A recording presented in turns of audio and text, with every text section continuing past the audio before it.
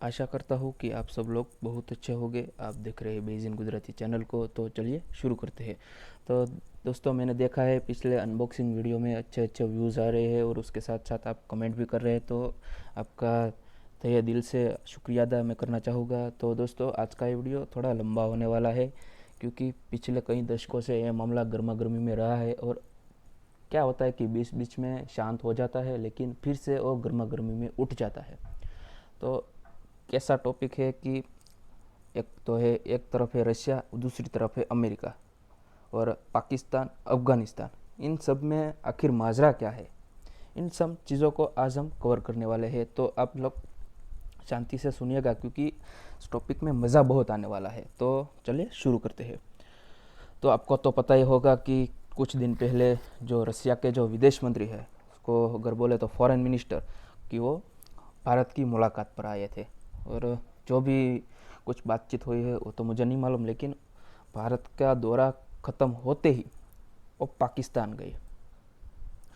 और विदेश मंत्री सेर्गी लेवरव, जो कि रशिया की ओर से 9 साल बाद पाकिस्तान में गए हैं। आपको ये बात भी बता दूं कि भारत और रसिया परम मित्र है, लेकिन कई दिनों से हम देख रहे हैं कि उसमें थोड़ी सी कड़वाश आ रही है। लेकिन आगे हम बात करें तो ऐसा क्यों हो रहा है।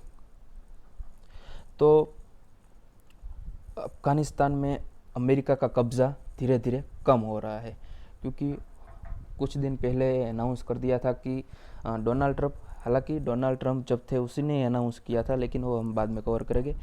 कुछ ही दिन पहले जो बाइडेन ने भी कहा है कि हम 1 सितंबर तक हमारी अमेरिकी सैन्य वहाँ से हटा देने वाले हैं।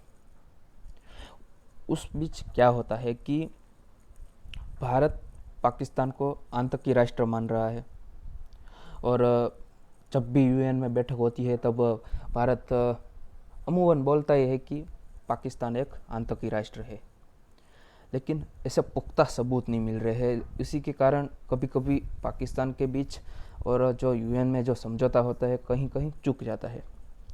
और रसिया और पाकिस्तान के बीच जो विदेश मंत्रालय आमने सामने आए, तब उसने मिलिट्री गियर दिया, यानी कि एनर्जी, डिफेंस, इकोनॉमिक्स में हम मदद करेंगे, ऐसा बोला है। अंततः दरियाई सीमा, पहाड़ी सीमा और उसके पीछे जो ज़मीन सीमाएं होती है वहाँ पर भी हम मिलिट्री एक्सरसाइज करेंगे, ऐसा उस बीच समझौता हुआ है।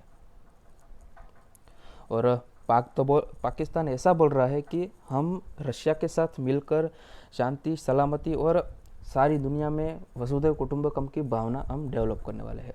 अब आपको यह बात बता दूं कि कई सालों से भारत जब से आज़ाद हुआ है तब से पाकिस्तान को यही कह रहा है कि जम्मू कश्मीर का जो माजरा है वो पूरा ख़त्म करो और हम शांति सलामती बढ़ाए, उससे कुछ प्रयत्न करें।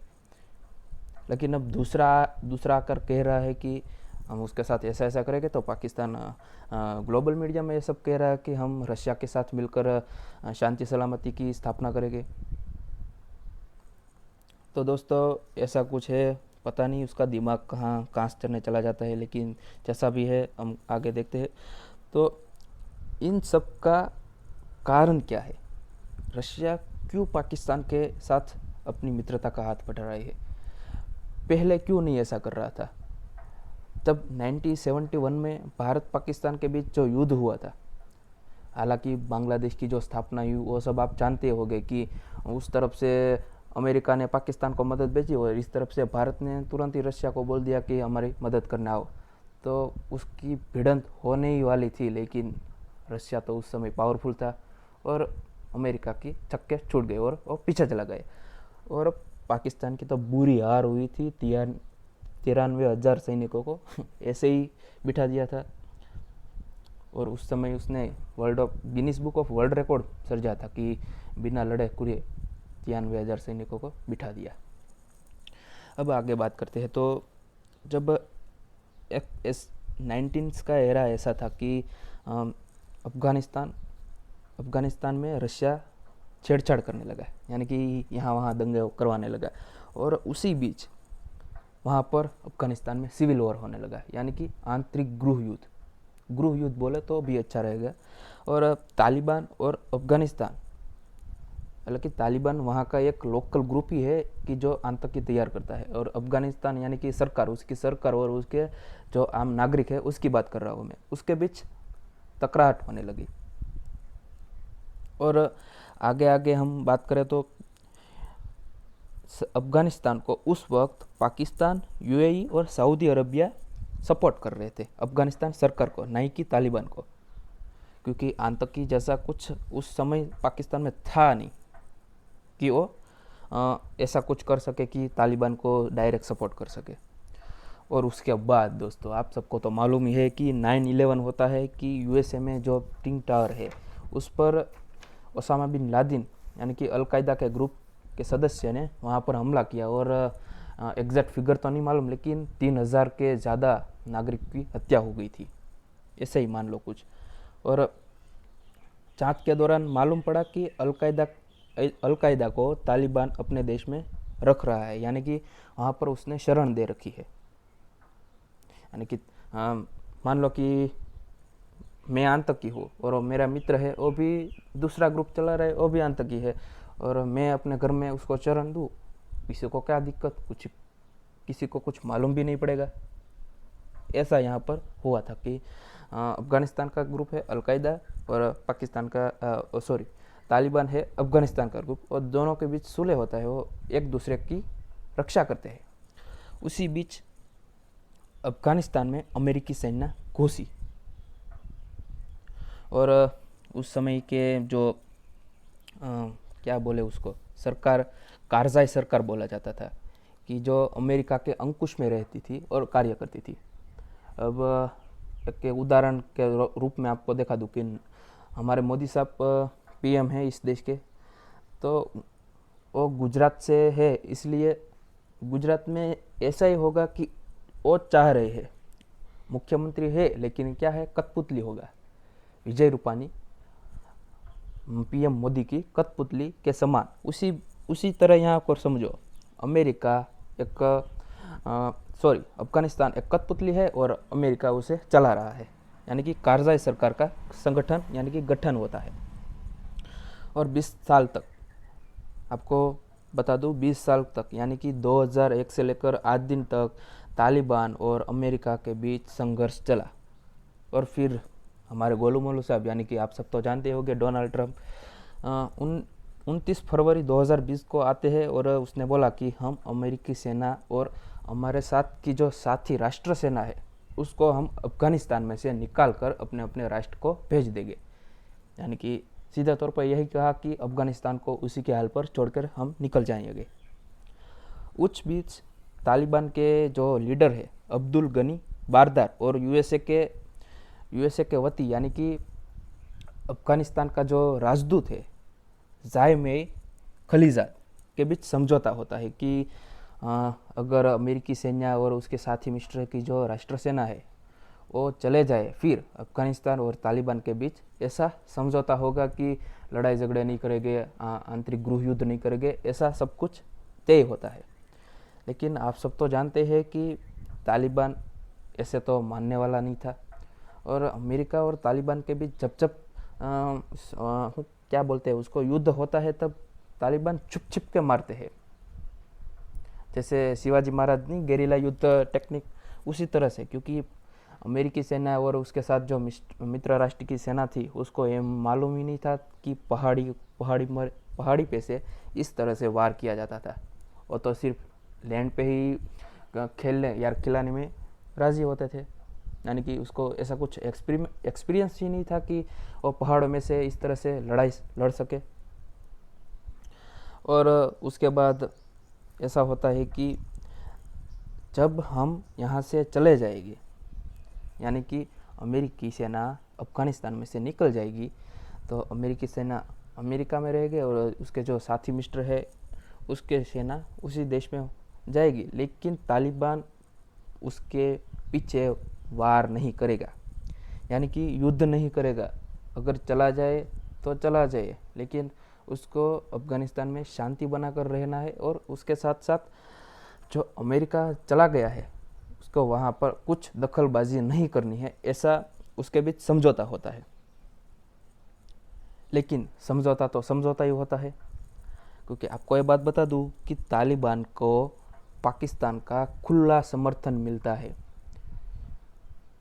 और आपको ये भी बात बता दूं, अबोटाबाद में जब ऑपरेशन चला रहा था अमेरिका कि ओसामा बिन लादेन को पकड़कर मार देना है, तब पाकिस्तान के अबोटाबाद में बिन लादेन मिला था।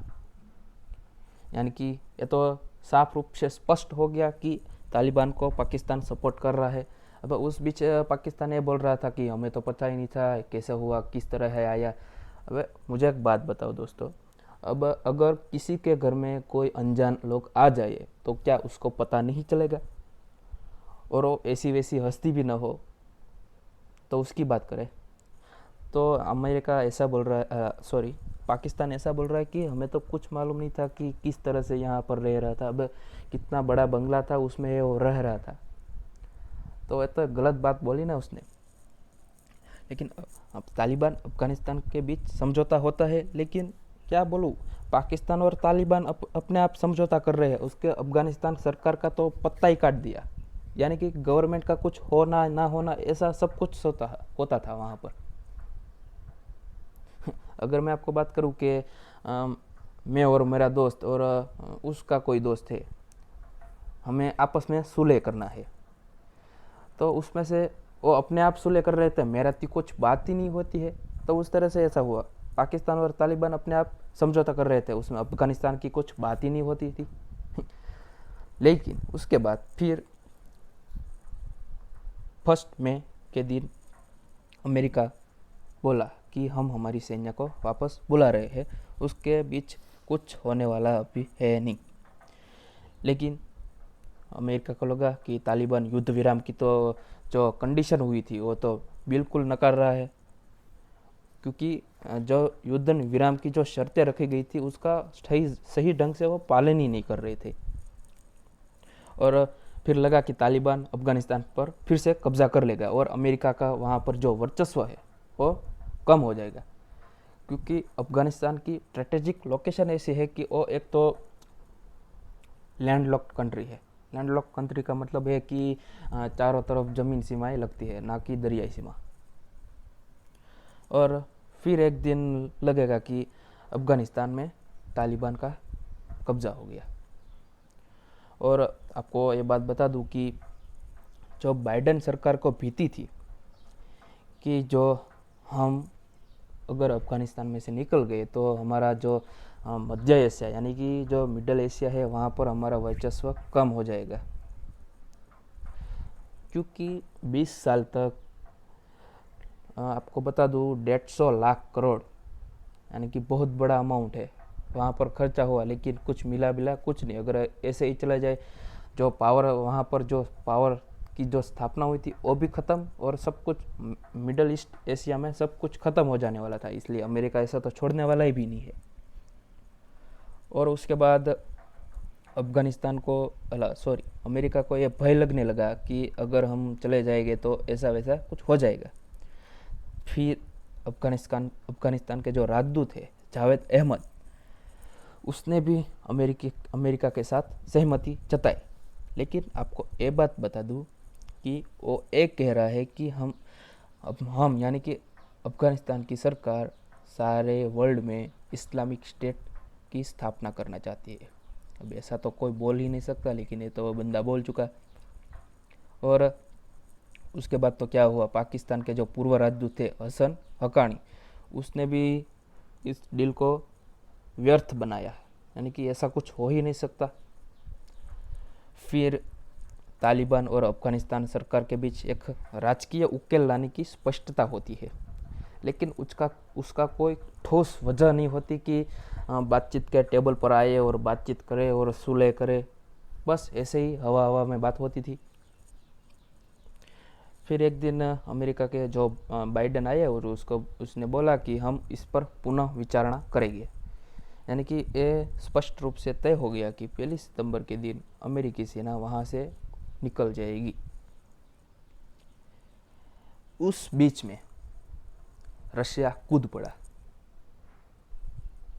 यानी कि जो हमने शुरू में टॉपिक कवर किया था कि रशिया पाकिस्तान के साथ मित्रता बांधना क्यों चाहता है, क्योंकि पाकिस्तान के खभे पर बंदूक टिका के वो तालिबान के साथ अपना पावर स्थापित करेंगे। और ऐसा हुआ कि अफ़गानिस्तान और तालिबान की बैठक जो बातचीत की जो बात होगी वो मॉस्को में होगी। तो रसिया तो और खुश हुआ, अगर हमारे देश में आएंगे तो हम तो तालिबान को ऐसा वैसा करके अफ़गानिस्तान में हम पूरा कब्जा कर लेंगे। और आपको तो पता ही है कि यूएसए और रशिया दोनों कट्टर दुश्मन है। और अफ़गानिस्तान में जो रशिया का रूल था 80s के साल में, तो वहाँ पर जब रशिया को निकालना था तब यूएसए ने यानी कि अमेरिका ने पाकिस्तान के साथ मिलकर, यानी कि पाकिस्तान की जो जासूसी संस्था है आईएसआई और इस्लामिक स्टेट सीरिया की बात नहीं हो रही है, ये आईएसआई जासूसी संस्था का नाम है, वो भी पाकिस्तान की है। वहाँ पर मुजाहिदों को जंगी आर्थिक सहायता पूरी पाड़ने के लिए कई सारे वेपन्स दिए गए, बंदूक, गोरा, सब कुछ दिया गया। लेकिन 2020 की डील हुई, वहाँ पर पाकिस्तान ने करवाई। तालिबान और अफ़गानिस्तान की जो डील हुई वो पाकिस्तान ने कवर करवाई। और उसके बीच जब 9/11 का जब हमला हुआ था और उसके बाद भी जब 370 हटाया, तब भी पाकिस्तान का रवैया कुछ अच्छा नहीं लगा। और उसी के बाद, क्योंकि 9/11 का जब हमला हुआ तब भारत और यूएसए अपने मित्रता स्थापने की कोशिश कर रहा था और पाकिस्तान और अमेरिका के बीच अंतर बढ़ता ही गया, यानी कि वहाँ पर उसने लोन देना बंद कर दिया, पैसा, फिर कई सारे सेशंस लगाए, उसके बाद बहुत कुछ हुआ और रशिया और चीन भी नज़दीक आने लगे। और उसके बीच जब भूतकाल में अफ़गानिस्तान रशिया का जो वर्चस्व था उसमें तोड़ने के लिए अमेरिका ने भी पाकिस्तान के खभे पर बंदूक रखा था और तालिबानियों को मात दी थी। लेकिन अब अमेरिका और पाकिस्तान के बीच ऐसा कुछ रिश्ता है ही नहीं, क्योंकि पैसे नहीं भेज रहा है, क्योंकि पाकिस्तान तो एक तो भिखारी कंट्री है, क्यों सारे दुनिया के सारे देशों के साथ मांग करो तो जी रहा है।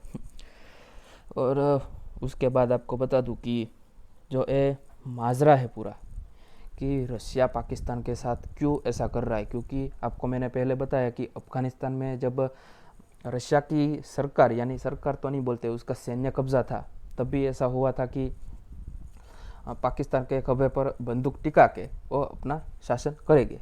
और अब परिस्थिति बिल्कुल विरुद्ध हो गई है कि रशिया पाकिस्तान से मिलकर वहाँ पर कब्जा जमाना चाहता है। और उसके बीच अब बात करें तो रशिया और भारत दोनों पुराने मित्र हैं और भारत की आत्मीयता यूएसए के साथ बढ़ती जा रही है, क्योंकि मैंने पहले भी वीडियो में कवर किया है कि कोऑर्डिनेशन का गठन कब हुआ, किस तरह से भारत, अमेरिका, जापान और ऑस्ट्रेलिया किस तरह से अपने चाइना को कंट्रोल करने के लिए सब कुछ कर रहा है। तो पाकिस्तान ने रशिया को दो हाथ जोड़कर विनती की कि हमारे साथ ऐसा ऐसा करो, क्योंकि तालिबान और पाकिस्तान दोनों परम मित्र है। अगर रशिया साथ में अगर मिल जाए तो क्या बात ही मत पूछो, ऐसा सब कुछ होता है। फिर रशिया ने लाहौर और कराची में गैस पाइपलाइन प्रोजेक्ट शुरू किया। उसके बाद पाकिस्तान में एनर्जी सेक्टर, रेलवे सिस्टम, सब कुछ आधुनिकीकरण होने लगा है अब। और पाकिस्तान और रशिया के बीच मैत्री का उदय की नज़र भारत को रखनी पड़ेगी, क्योंकि दक्षिण एशिया, चीन, रशिया, पाकिस्तान तरी आकार ले रहा है।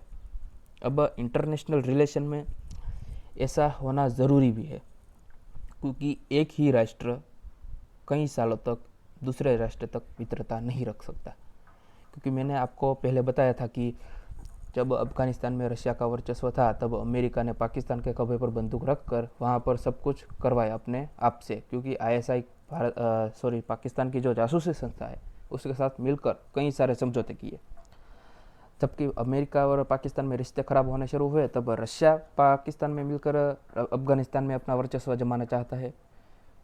इस तरह से रशिया और पाकिस्तान किस तरह से हाल उभर आया है उसको मालूम नहीं, लेकिन अब आगे वाले दिनों में आने वाले दिनों में आगे आगे क्या होता है आप जानने की रुचि शायद रखते होगे। तो दोस्तों, ये वीडियो आपको कैसा लगा? अगर अच्छा लगा है तो लाइक कीजिए, अच्छा नहीं लगा है तो डिसलाइक कीजिए और ज़्यादा से ज़्यादा लोगों तक शेयर कीजिए। और हाँ दोस्तों, हमारी चैनल को सब्सक्राइब करना ना भूलें। तो आज के वीडियो में सिर्फ इतना ही।